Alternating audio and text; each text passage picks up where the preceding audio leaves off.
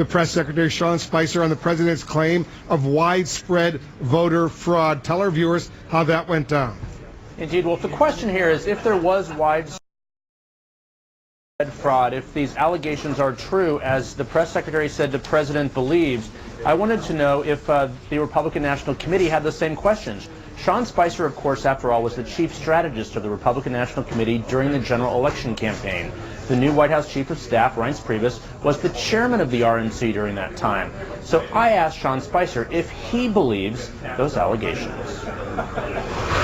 You said the president believes that there was voter fraud. I wonder if you believe that. You were at the Republican National Committee at the time, and Chief of Staff Reince Priebus was the chairman of the RNC at the time. Do you believe there was widespread voter fraud? My job is not. Look, how can he be comfortable with his win if he believes he's very there comfortable was with his 3 win. million votes? Maybe he didn't win. No, he's very comfortable with his win. It's an electoral-based system. You got 306 electoral votes. 33 of 50 states voted for him.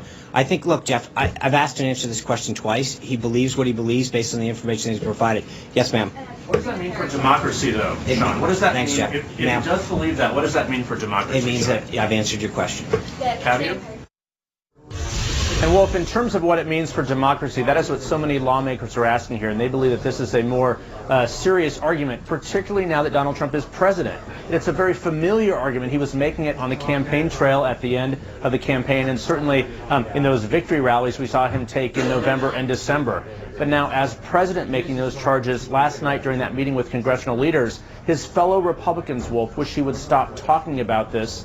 No indication yet if he will. But this certainly overshadowed many things happening today here at the White House. Wolf? And there's no indication, Jeff, that the White House is ordering a full-scale investigation of what they regard, at least of what the president regards, as widespread voter fraud. Is there? No, Wolf, there isn't at all. Sean Spicer left open the door slightly. He said maybe we will, but clearly was not prepared when he came here into this briefing room. In fact, standing right here at to answer that question. And look, he now controls the government, so he could direct his Justice Department or his Attorney General once Senator Sessions, if he is confirmed, in place. But there's no plan on doing that. Well, even people here, and certainly Republicans, want to change the subject on this. But we'll see if the president ends up acknowledging that this belief isn't true. As of now, they say he believes it is true, Wolf, despite no evidence to back it up.